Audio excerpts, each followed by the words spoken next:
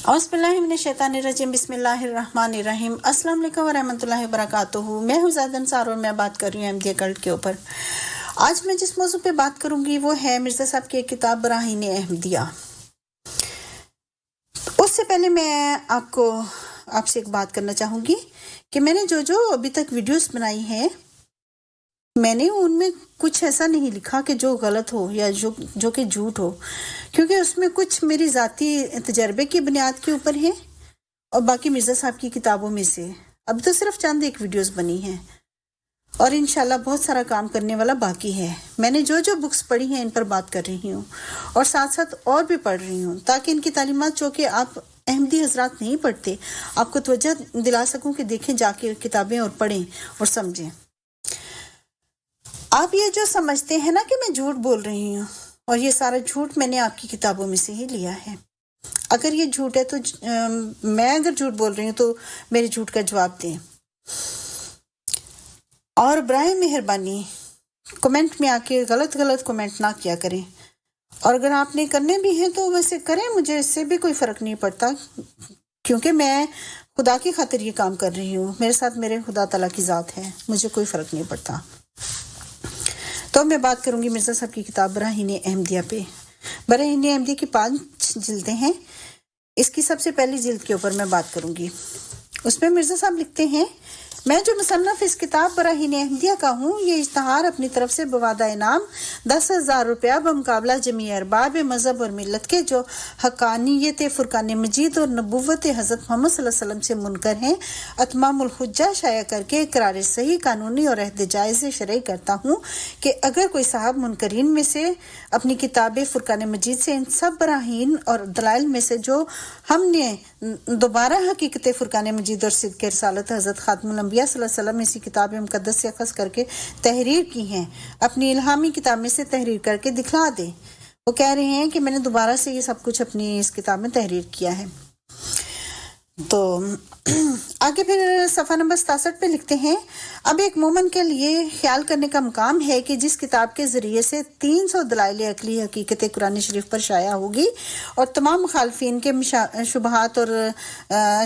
को दफ़ा और दूर किया जाएगा, वो किताब क्या कुछ बंदगाने खुदा को फ़ायदा पहुँचाएगी और कैसा फ़रोग़ और चाहे जलाल इस्लाम का इसकी इशाअत से चमकेगा। सफ़ा नंबर 80 में लिखते हैं, सच कहता हूँ कि इस किताब के लिखने से पहले बड़ी तहकीकात की गई हैं और हर एक मज़हब की किताब दयानत और अमानत और खौज और दयानत से देखी गई और फ़ुरक़ान मजीद और इन किताबों का बाहमी मुकाबला भी किया गया और ज़बानी मुबाहस भी अक्सर कौमों के बुज़ुर्ग उलमा से होते रहे। फिर लिखते हैं, ये अमर भी हर एक साहब पर रोशन रहे कि हमने इस किताब में जिस कदर दलाइल हकीकत कुरान मजीद और बराहीन सिद्क़ रिसालत हज़रत ख़ातमुल अंबिया सल्लल्लाहु अलैहि वसल्लम के लिखी हैं या जो फ़ज़ाइल और महासन कुरान मजीद के आयात बैयनात मंजानिब अल्लाह होने के इस किताब के किताब हज़ा में दर्ज किए हैं या जिस तौर का इसकी निस्बत कोई दावा किया है, वो सब दलाइल वगैरह इस मुकद्दस किताब से माखूज़ और मुस्तनबर हैं। यानी दावा भी वही लिखा है जो किताब ममदू ने किया है और दलील भी वही लिखी है जो इस पाक किताब ने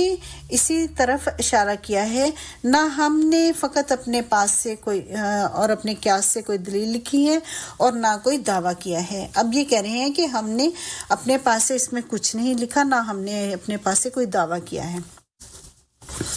आगे फिर कहते हैं कि इस किताब के लिखने के 5 फ़ायदे हैं। पहला फ़ायदा बताते हैं, इस किताब में ये फ़ायदा है कि ये किताब मुहम्मद दीना की तहरीर करने में नाक़िसुल बयान नहीं, बल्कि वो तमाम सदाकतें कि जिन पर असूल इल्म दीन के मुश्तमिल हैं और तमाम हक़ाइक़ आलिया की जिनकी हैयत इज्तिमाई का नाम इस्लाम है, वो सब इसमें मकतूब और मरकूम हैं। और ये ऐसा फ़ायदा है कि जिससे पढ़ने वालों को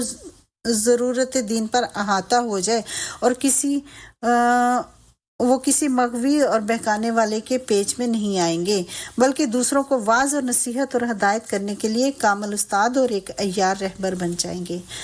अभी कह रहे हैं कि ये किताब पढ़ने वाला जो है ना कामिल उस्ताद और अय्यार रहबर बन जाएगा। कामिल उस्ताद तक तो ठीक है, अय्यार रहबर, अय्यार का अभी मतलब क्या होता है? अय्यारी होती है गलत रंग में चालाकी,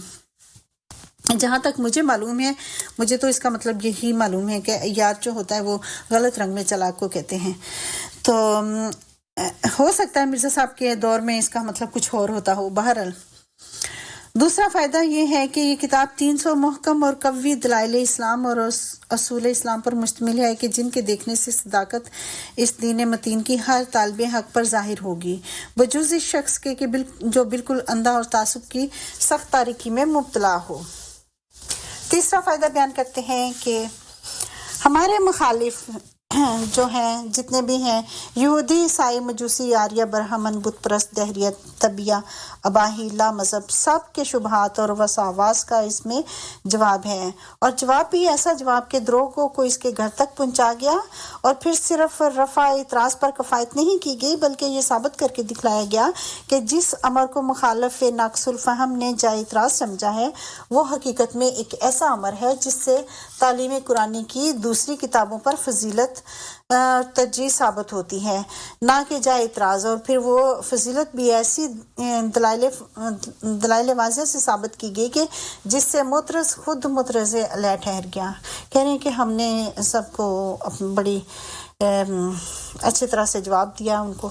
یہ فائدہ آگے چوتھا فائدہ بیان کرتے ہیں. یہ فائدہ جو اس میں بمقابلے اصول اسلام کے مخالفین کے اصول پر کمال تحقیق اور تدقیق سے عقلی طور پر بحث کی گئی ہے، اور تمام وہ اصول اور عقائد ان کے جو صداقت سے خارج ہیں بمقابلہ اصول حقہ قرآنی کی ان کی حقیقت باطلہ کو دکھلایا گیا ہے، کیونکہ قدر ہر ایک پیش قیمت کا مقابلے سے ہی معلوم ہوتی ہے. آگے پانچواں فائدہ بتاتے ہیں. اس کتاب میں یہ فائدہ ہے کہ پڑھنے سے حقائق اور معرف کلام ربانی کے معلوم ہو جائیں گے، اور حکمت اور معرفت اس کتاب مقدس کے جس کے نور روح افروز سے اسلام کی روشنی ہے سب پر منکشف ہو جائے گی، کیونکہ تمام وہ دلائل اور براہین جو اس میں لکھی گئی ہیں اور تمام کامل صداقتیں جو اس میں دکھائی گئی ہیں وہ سب آیات بینات قرآن شریف سے ہی لی گئی ہیں، اور ہر ایک دلیل عقلی وہی پیش کی گئی ہے جو خدا نے اپنے کلام میں آپ پیش کی ہے. اور اس التزام کے باعث تقریباً 12 سپارہ قرآن مجید کے اس آیت میں درج پائے ہیں. کہتے ہیں کہ ابھی اس کتاب میں قرآن مجید کے 12 پاروں کو تفصیل سے بیان کیا گیا ہے، پس حقیقت میں یہ کتاب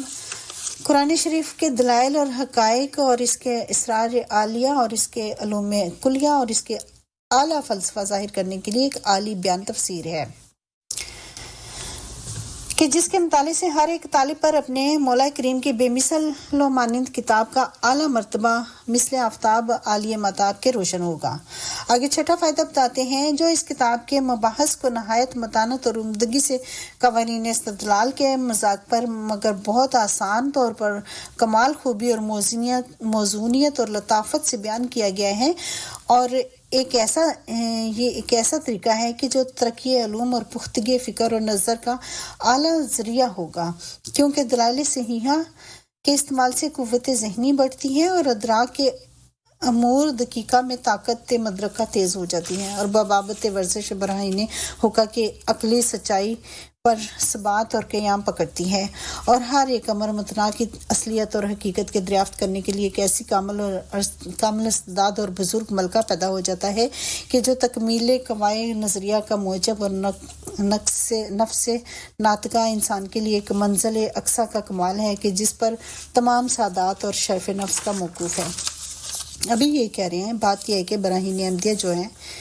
یہ صرف اس کی پہلی کتاب ہے. ابھی یہ کہہ رہے ہیں کہ اس میں قرآن مجید میں ہی سے ہی سب کچھ لے کے اس کے اندر لکھا گیا ہے، یعنی کہ اس قرآن مجید کی بہت ساری 12 پارے کا ذکر ہے کہ قرآن مجید کے 12 پارے کی تفصیل اس میں انہوں نے بیان کی ہے براہین احمدیہ میں، اور کہتے ہیں کہ میں نے اپنے پاس سے کچھ نہیں لکھا. اور پھر کہتے ہیں کہ یہ بہت آسان کتاب ہے، لیکن آپ نے دیکھ ہی لیا کتنی آسان کتاب ہے. ابھی براہین احمدیہ جلد 2 تک کے لیے اللہ حافظ. یہ جلد 1 کا کی ساری سمری تھی. اللہ حافظ.